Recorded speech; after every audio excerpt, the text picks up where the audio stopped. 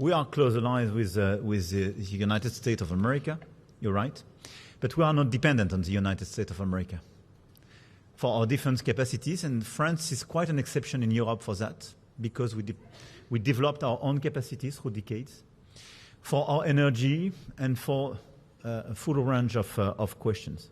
It's not totally true for all the Europeans, but we are working hard in order to strengthen our strategic autonomy, and it's core for the French and the European agenda.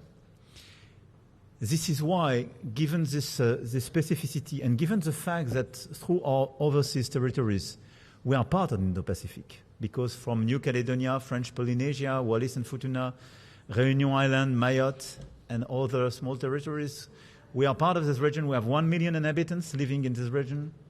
We have more than 8,000 soldiers, a lot of common exercises with a lot of countries of the region, and a specific presence and specific partnerships with a lot of countries of the region.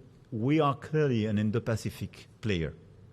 And what we can offer is precisely the fact that being part of an alliance, but having this independence, we do believe in the same values. We believe in a rule-order basis, and we believe in open trade, and we believe in this liberty of sovereignty, to quote a former Australian Prime Minister, Malcolm Turnbull.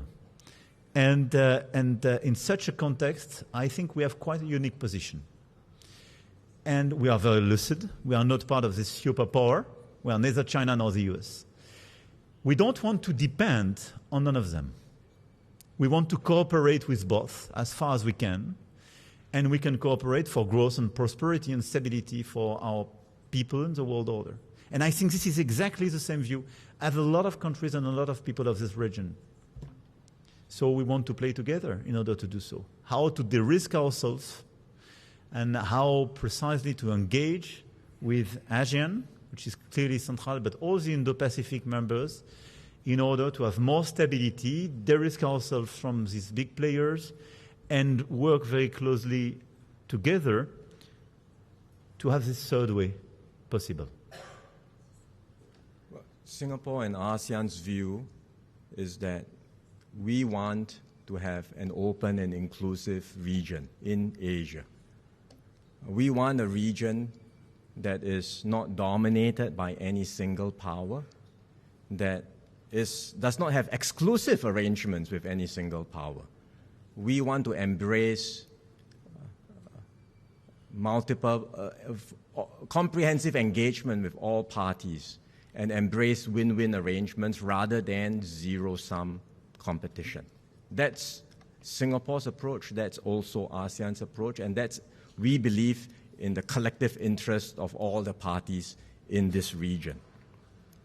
So while a lot of focus has been about US and China, in fact, there are other major powers to engage. France, as the President says, is a Pacific power. France has significant capabilities across a wide range of different areas, and we have long-standing relations with France bilaterally, but we also welcome France to do more, not just with Singapore, but also with the rest of Southeast Asia. And we are very happy that the President had a very good visit this time, not just to Singapore, but prior to this, to Vietnam, to Indonesia, and he will be the first European leader to speak at the Shangri-La Dialogue later this evening. So we welcome that enhanced engagement of Southeast Asia by France, but importantly, we also welcome enhanced engagement by Europe. And France leading the way for the rest of Europe to engage Southeast Asia and ASEAN in a more significant way, I think is an important strategic imperative for us. And we can engage across a wide range of areas, on defense, on security, on the economy, on energy, on all the things that we talked about. So the bilateral initiatives that we have between Singapore and France can be a pathfinder for Europe and ASEAN to do more together as well. And by having these additional links for all the major powers to have stakes in Southeast Asia and Asia, to work together, to find win-win arrangements, we believe such a configuration makes for a stabler configuration in Asia. It will reduce the chances of conflict, and it will maximize the likelihood for continued peace and shared prosperity amongst all the parties.